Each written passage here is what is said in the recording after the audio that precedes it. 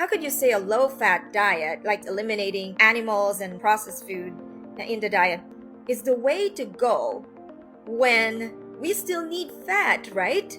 We will explore the fascinating good fat world, and that includes the omega-3 and omega-6 fatty acids today. What are they? How important are they? How are they formed? Where can we get them naturally from? They build and maintain the integrity of your body cells or body tissues and play also a vital role in anti-inflammatory process and the nervous system. Omega-6 fatty acids, they play a vital role in brain function too. Both omega-3 and omega-6 fatty acids are essential. We need to get them from the diet. Unfortunately, in the Western diet, in the standard American diet, the intake of omega-6 fatty acids far outweighs the omega-3 fatty acids.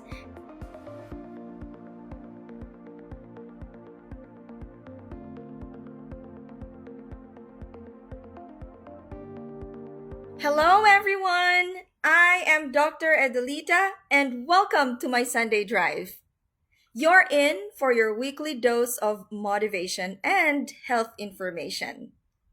I'm supercharged to jump on our live session today because I have another very important topic that I'm sure that if you stick around, you're going to gain this information. And if you are that person who's looking for what is that little thing that I can just, change in my own capacity that I'm comfortable doing, and yet it will impact my overall health, make me lose weight, improve my blood sugar and blood pressure. If you are that person looking for that small thing, that little thing that you want to just adjust a little bit because that's all what you can do for now and willing to do, stick around. Okay? So I was chatting with with a friend one day, and she heard about me out in social media doing this, teaching and talking about my lifestyle, and she's curious about my diet. And so she asked, like, okay, can you explain to me what really is your diet or your lifestyle all about? So I told her I'm on a low fat. I want to make it simple. I'm on a low fat, plant-based whole food diet. She candidly remarked, I have two issues with that diet. First, you're telling me to eat vegetables and fruits, which are high in carbohydrates. And the trend nowadays is low carb diet. And it still works to some people. They still lose weight. I mean, that's what most people want. And mine is a whole food plant-based diet that's high in carbohydrates. So she said, that's my first problem with your diet. Second, I have seen or have heard you say low in fat. And I asked, and then she asked me, how could you say a low fat diet, like it means eliminating animals and processed food in the diet, is the way to go when we still need fat, right? And that's her question to me. So her concern about a plant-based diet being high in carbohydrates, I told her, you know what, that's not the whole story. It's not just it's high in carbohydrates. There's more to that. There's more to carbohydrates in a plant-based diet that none in other, dietary pattern in the world could match. And I'll talk about that next week. Okay? Her first question about the high carb diet in whole food plant-based. I'll talk about that next week. Today, I'll address her second question about fats. So this is what I replied to her. I said, if you paid attention, I did not say no fat. I said low, L-O-W, fat. And we will explore the fascinating good fat world, and that includes the omega-3 and omega-6 fatty acids today. What are they? How important are they? How are they formed? Where can we get them naturally from? Okay. So let's dive in. Again, for those who are just joining, we're talking about fats here. And for interest of time, I cannot condense them all into one video. This is just a chunk of it, but I think, it's a good start. It's a good foundation to lay down because fat is a big topic. But I think this is the most common question that I hear. Where can I get my omega-3? And we know where they get this most commonly from the pharmacy, right? Okay, let's start. Fats. When you hear the word fats, like carbohydrates and proteins, which are macronutrients, they are crucial in our diet. They're very important. Fats play a vital role in many functions of the body, such as brain health, such as immune function, blood clotting, so that you're not bleeding, and anti-inflammatory responses. That's a fact. Here's another fact. Not all fats are created equal or not the same in its impact to our body. Not all fats are the same due to their molecular structure. And this is what's impacting either positively or negatively to our bodies. Now, there are various types of fats. Let's start there, such as the trans fat, saturated fat, and the unsaturated fat. So, let's start with the trans fat. Trans fats are produced through hydrogenation, converting liquid oils to solid fats. So, liquid to solid through the process of hydrogenation. These fats are present in numerous processed foods and are associated with heightened risk of heart disease. An example of a product that has such trans fat is our margarine. Margarine is a spread used for flavoring, for baking, for cooking, and it's most often used as a substitute for butter. It's the same texture as butter. So they're used as a substitute for butter. And originally they're made from animal fats, but most margarine that we consume today, if there are still, is made from vegetable oil. So this is nutrition fact label of a margarine, and you see where you can locate the trans fat under total fat. These are the various types of fats, right? You still see a trans fat of 3 grams for every 1 serving, and the serving size is 1 tablespoon. So if you have 1 tablespoon of margarine, that has 3 grams of saturated fat. And if you look at the ingredients, there's no animal sounding word here. And that's what I said. Before, most are coming from animal fats. Now they're using vegetable oil, and then they hydrogenate that oil, changing it from liquid to solid, and unfortunately packing up your trans fat. Again, the trans fat are highly associated with risk of heart and vascular disease. Trans fat. In the US, trans fat is already banned. So if you check out our processed foods, they should be 0. But in other countries, this trans fat is still not regulated. The second type of fat is the saturated fat. And the saturated fats, these are solid at room temperature and are present in animal products like meat and dairy, as well as tropical oils like coconut oil. Studies show that these fats have a negative relationship with heart and vascular health. So the saturated fats are directly proportional or directly impacting your LDL cholesterol or bad cholesterol in your blood lipid profile. The third type of fat is this unsaturated fat. These fats are liquid at room temperature and are found in foods such as avocados, nuts, seeds, and fish. Select fish, not all fish.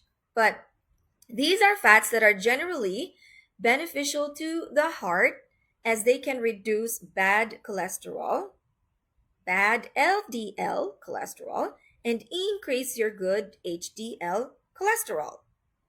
So, our unsaturated fat, if you see an un prefix to the saturated word fat, that means good fat. Unsaturated fat is essentially a good fat, and they can help increase your good cholesterol and decrease your bad cholesterol, therefore beneficial for heart and vascular health. So, if you recall, the last slide is the unsaturated fat, right? Un, saturated. Remember that? That's your good fat, generally. These fats, the unsaturated fat, are further broken down into different types. And one of those types is the polyunsaturated fat. These fats under the polyunsaturated fats, there are what we call essential fatty acids. These are essential fatty acids. They are essential fatty acids because our bodies cannot produce them. So we have to obtain them from our diet. Essential fatty acids, we are actually referring to are omega-3 and omega-6 fatty acids. The omega-3 fatty acids and omega-6 fatty acids are more, well known in our vocabulary when we talk about fats because they are essential, right? They are needed. We need to consume them in our diet because our body cannot make them. Otherwise, other fatty acids we can. And research shows that we don't know the optimal range of omega-3 and omega-6 fatty acids that we need to maintain, but there's what we call ratio. You have a ratio of omega-6 and omega-3, ratio, proportion of omega-6 and omega-3 that you must consume or you must maintain in the diet. There's no clear, consensus of this ratio, but most researchers agree or suggest that a ratio of omega-6, omega-3 should be a 2:1 or 3:1, and that is considered beneficial or healthy to our bodies. So, next question we want to know is, how are these omega-3 and omega-6 fatty acids formed? Omega-3 and omega-6 fatty acids are formed through chemical reactions in plants and algae. They produce various fatty acids, and that include omega-3 and omega-6 as part of that process. Now, next question. What's the importance of omega-3 and omega-6? Omega-3 fatty acids are vital for body functions, several body functions, like they help build and maintain the integrity of your body cells or body tissues. They help build cell membranes in our body and play also a vital role in anti-inflammatory process and the nervous system, maintaining the health of our nervous system. That's omega-3. They are also known to contribute to heart, brain, and joint health. Pretty good, right? Omega-3. The importance of omega-6. What about omega-6? Omega-6 fatty acids, they play a vital role in brain function too, just like omega-3. They help stimulate skin and hair growth, maintain bone health, regulate metabolism, and maintain the reproductive system. If you notice, there's kind of a cross, coverage of omega-3 and omega-6, especially with the brain and nervous system function. And so that's why they came up with maintaining a ratio of these two, because having more of the omega-6 and less of the omega-3 may cause may decrease the beneficial effect of these fatty acids. And there has to be a balance. Now, when you talk about omega 6 and omega 3, it's actually balancing their proportion. And so both omega 3 and omega 6 fatty acids are essential. Remember that, essential. We need to get them from the diet. It's crucial to maintain a balance between these two in our diet because they can negatively impact each other's function if the other one is more and the other one is less. What's the ratio again? 2:1 or 3:1. That's what most researchers kind of agree, but there's no formal consensus on that. Unfortunately, in the Western diet, in the standard American diet, the intake of omega 6 fatty acids far outweighs the omega 3 fatty acids. And a typical standard American diet is high in omega 6, which can hinder the absorption of omega 3. That's the key word. If you're getting more omega 6 than omega 3, then you're actually absorbing less of omega 3, and therefore you have less benefits of omega 3. In a standard American diet, unfortunately, the ratio of 6 to omega 3 can reach to as high as 20:1 or 40:1. It's too far from 2:1 and 3:1, right? So this imbalance may lead to higher risk of chronic inflammation. And then that leads and opens up to many inflammatory related chronic diseases, such as heart and vascular disease. Now, what are the sources of omega 3 and omega 6? Let's find out.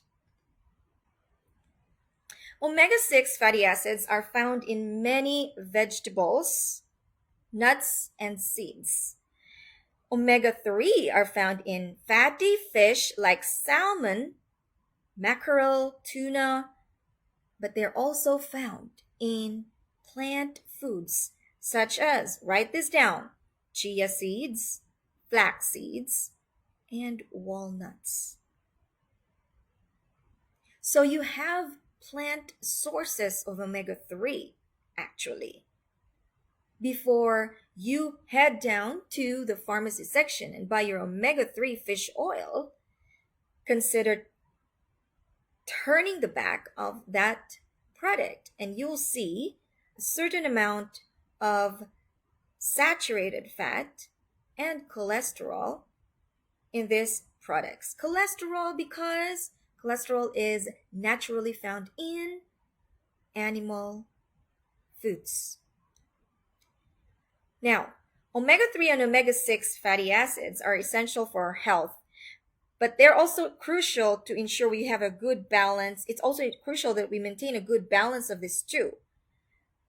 So let's be conscious incorporating these important nutrients in our meals for a healthier life by minimizing the amount of processed and animal foods in your diet.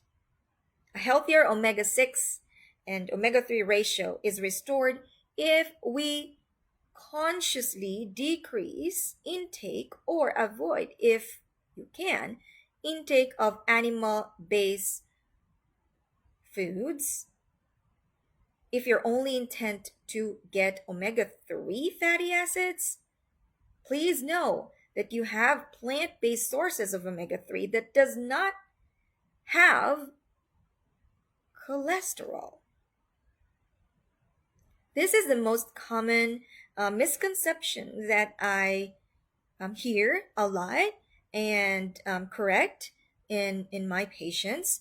They tend to consciously eat more of salmon, for example, because they want to get omega 3, but in doing so, they've also increased their cholesterol intake.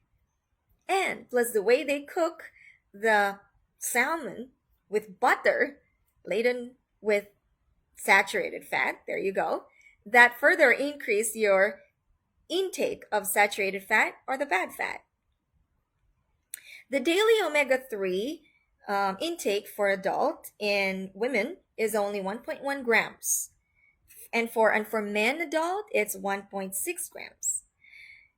Excellent plant-based sources of omega-3 include, again,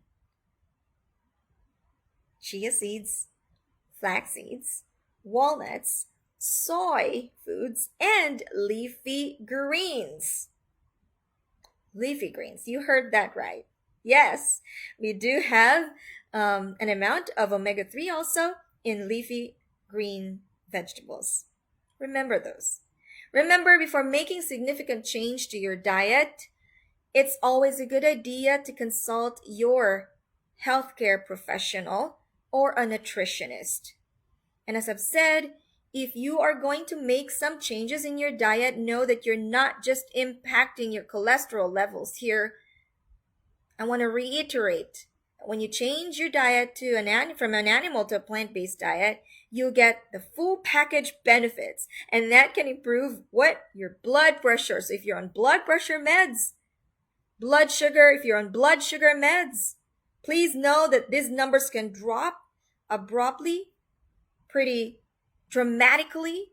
Need to be under surveillance or at least a medical supervision when you're doing this, because those medications may need to be adjusted accordingly and promptly, so you don't bottom down on your blood pressure and blood sugar, and God forbid falling down and hitting your back or your head.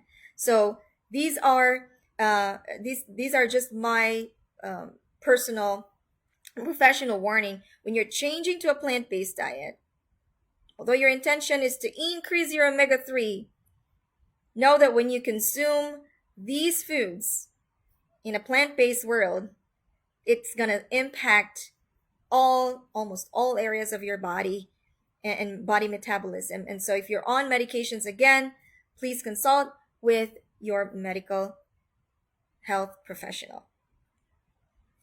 That's all for today. Stay healthy, and see you in my next video next week. Please know all my videos are recorded and available on my website, this group, the Lifestyle Changer MD, and the YouTube channel also named Lifestyle Changer MD. Feel free to share and replay as often as you want. Please drop your comments below, any suggestions, topics that you want to know for me to talk about, and don't forget to share this video. I hope you make it a Sunday routine to also join me live here on my group, A Lifestyle Changer MD, for your weekly dose of motivation and tidbits of health information that can help you make better dietary and lifestyle choices. I'm here live every Sunday. That's 8 a.m. Pacific time or 11 a.m. Eastern time. And to my kababayans in the Philippines, that's Sunday, 11 p.m. I'll see you next week. Bye for now.